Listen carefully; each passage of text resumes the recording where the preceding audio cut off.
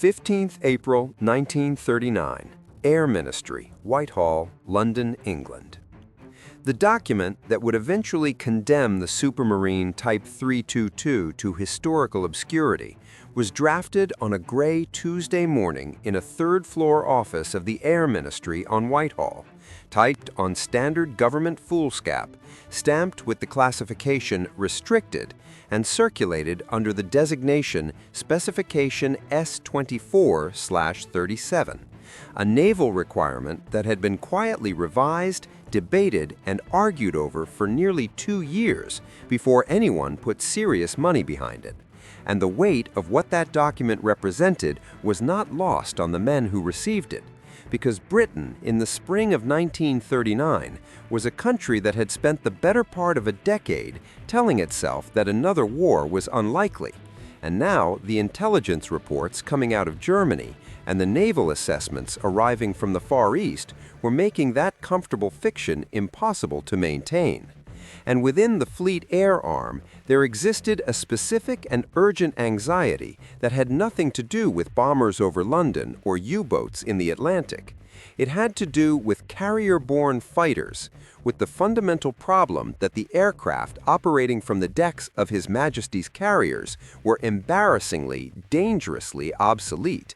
The Fairey Fulmar being a two-seat compromise that nobody was entirely satisfied with, too heavy, too slow, its single Rolls-Royce Merlin pulling a machine that weighed far more than any single-seat interceptor had a right to weigh. And Specification S.24/37 was the Admiralty's formal answer to that problem, calling for a single-seat naval fighter capable of operating from fleet carriers with folding wings to fit within the dimensional constraints of carrier hangar decks, a top speed competitive with land-based fighters of the period, and structural integrity sufficient to withstand the violent arrested landings that carrier operations demanded. And the men who worked on it, the fitters and riggers and sheet metal workers whose names appear nowhere in the official record, understood that they were building something that the war needed, even if they could not yet know whether it would arrive in time to matter. And the winter of 1939 settled over Southampton with an unusual quiet. The blackout enforced each evening at dusk, the aircraft lights shielded, the Solent invisible after dark. And in the experimental hangar, the airframe of P-1854 grew slowly toward completion under conditions that were, by any measure, extraordinary. A nation at war, an industry under pressure, and a single aircraft that represented Britain's best current answer to the question of what a naval fighter should be. 26 September 1940, Supermarine Works, Woolston, Southampton, England. The Heinkel HE-111s of Kampfgeschwader 55 crossed the English coast at approximately 15,000 feet on the afternoon of the 26th of September 1940, flying in loose formation through broken cumulus cloud that offered inadequate concealment and even less comfort. The crews cold at altitude despite their flight suits. The engines, 2 Junkers Jumo 211 F2s per aircraft, producing 1,340 horsepower each, producing a vibration that the men in the glazed nose compartments felt through their boots and their gloved hands on the bomb sight controls. And their target that afternoon was the Supermarine factory complex at Woolston on the eastern bank of the River Itchen, a target whose strategic importance the Luftwaffe's intelligence apparatus had correctly identified as critical to British fighter production. Though what the German planners did not know, or perhaps did not sufficiently weight, was that by September 1940, the Woolston factory had already partially dispersed its most sensitive work to satellite facilities in the surrounding countryside, to requisitioned garages and bus depots and country houses that had been converted with remarkable speed into improvised machine shops and assembly points. And yet the main factory remained operational, and within it, among the jigs and tooling for Spitfire fuselage components, sat the partially completed airframe of P-1854, the Type 322 prototype, covered in protective sheeting and representing perhaps 18 months of accumulated design and fabrication work. And the raid that afternoon lasted 11 minutes from the first bomb impact to the last. The Heinkel formation releasing their loads, SC-250 general-purpose bombs of 250 kilograms each, from medium altitude with acceptable accuracy by the standards of the period. And the Woolston factory was struck multiple times, the roof collapsing in the main assembly building, fires starting in the timber framing of the older structures, the smell of burning aluminum and cutting fluid and paint spreading downwind across the Itchen.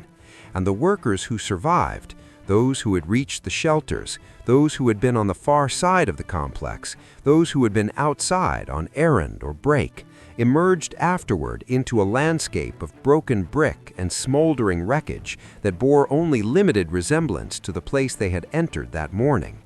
And among the casualties was the main jig for Spitfire production, and among the damaged components was the forward fuselage section of P-1854, struck by falling debris and by fire suppression water that warped the unpainted aluminum skin along the port side. And the Supermarine works at Itchen, struck the same day, suffered similar damage. And in the space of those 11 minutes, the productive capacity of Britain's most important single aircraft manufacturer had been reduced by an estimated 40%.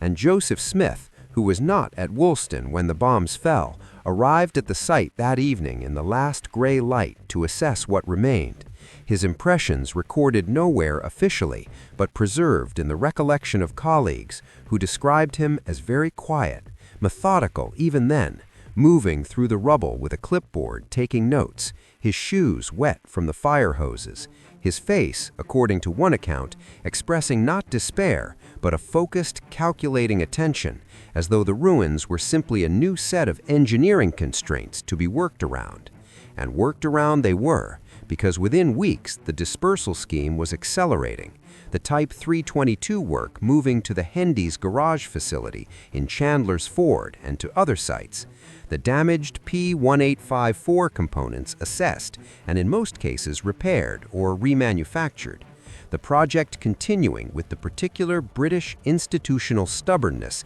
that resists both sentiment and panic.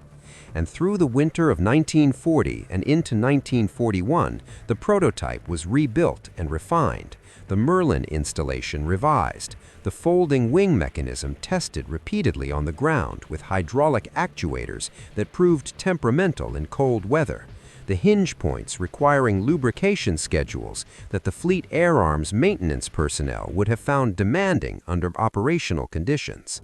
And all of this work proceeding against a backdrop of continued German air activity over southern England, of rationing and night alerts, and the particular exhaustion of wartime industrial work that demanded everything from people who were also managing fear and loss in their private lives. And by the spring of 1941, the aircraft was approaching flight readiness, its Merlin 3 replaced with a Merlin 45 of 1,515 horsepower, its control surfaces adjusted following wind tunnel work at the Royal Aircraft Establishment Farnborough, its paint scheme the standard dark sea gray and dark slate gray over sky blue that the Fleet Air Arm applied to its carrier aircraft.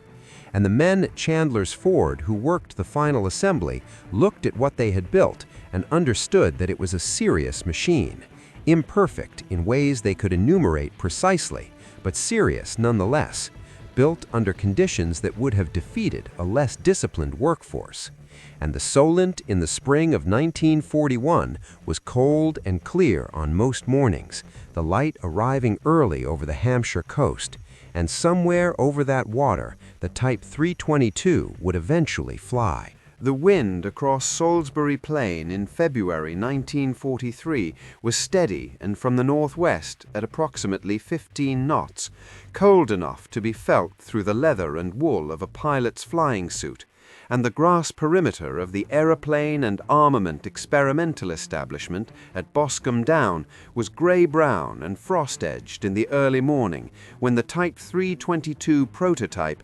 P-1854 was towed from its dispersal hangar to the main runway apron. the aircraft sitting low on its wide-track undercarriage, its folded wings in the lowered and locked position for flight, its Rolls-Royce Merlin 45 ticking and contracting in the cold, the ground crew moving around it with the efficient, wordless economy of people who had performed these preparations many times before on many different aircraft, and who brought to each one a professional attention that was identical whether the machine was promising or not, and the test pilot assigned to the Type 322 evaluation program was from the establishment's performance testing section, experienced on types ranging from the Spitfire Mk5 to the Fairey Barracuda, a man whose written reports were known within the establishment for their precision and their refusal to soften conclusions that the manufacturers might find unwelcome.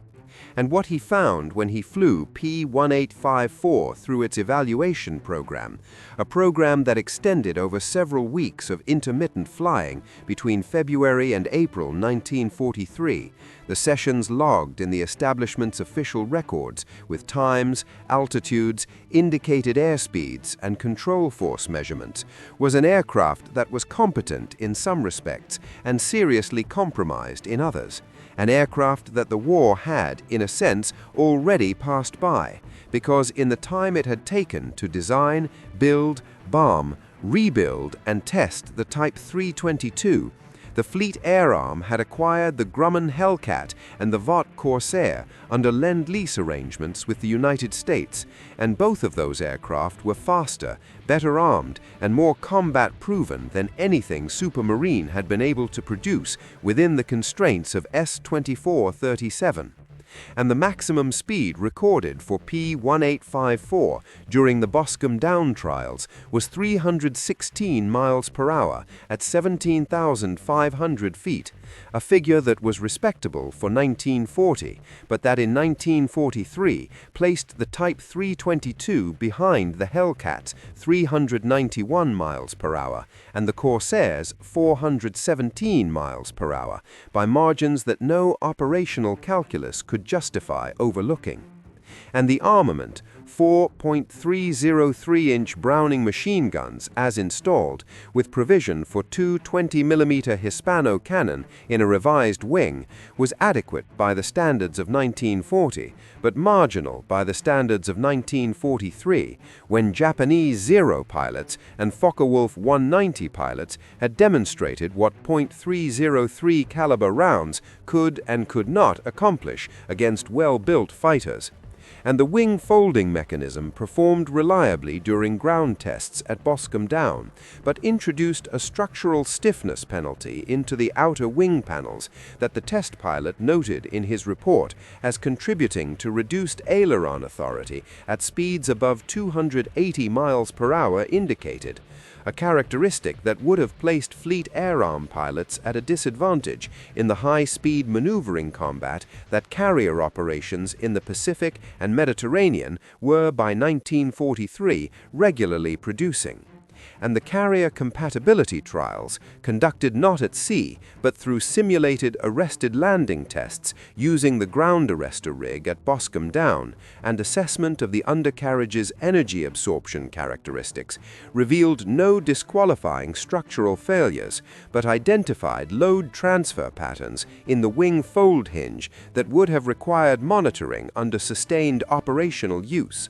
And the establishment's final assessment, submitted in the spring of 1943, recommended against production on the grounds that the Type 322 offered no performance advantage over aircraft already available or on order, that its maintenance burden in the demanding environment of carrier operations would have been disproportionate to its combat utility, and that the resources required to bring it into production, tooling, training, supply chain development, could not be justified when equivalent or superior capability was already being delivered to Fleet Air Arm squadrons from American factories. And with that recommendation, the Type 322 program ended, not with the drama of a cancelled contract announcement or a ministerial statement, but with the quiet administrative finality of a project that had simply been evaluated and found insufficient, and P-1854 was placed in storage, its logbook closed, its surfaces covered against the damp, and the men who had built it returned to other work. The Boscombe Down ground crew who had towed it and fueled it and checked its systems, moving on to the next aircraft in the evaluation queue without ceremony or comment, because that was the nature of the work and the nature of the war. And the Type 322 joined the particular category of British wartime aircraft alongside the Blackburn Firebrand in its early iterations, alongside the Fairey Firefly's long development path that represented genuine engineering effort expended in good faith against requirements that the war itself kept revising faster than any design office could follow. And what the record shows, reconstructed from the Boscombe Down test reports and the Supermarine internal memoranda and the Air Ministry contract files, is not a failure of engineering, but a failure of timing, a machine designed for a war that arrived before it was ready and then evolved beyond it before it could catch up. The folding wings that were meant to be its operational qualification became instead a symbol of the compromise that naval aviation always imposed, and the Solent in the spring of 1943 was warmer than it had been in 1939 when the requirement was written, the sky over Southampton the same pale English blue it had always been, and somewhere in dispersed storage, the prototype of the Type 322 sat in the dark, its Merlin silent, its wings folded, waiting for a deployment that would never come.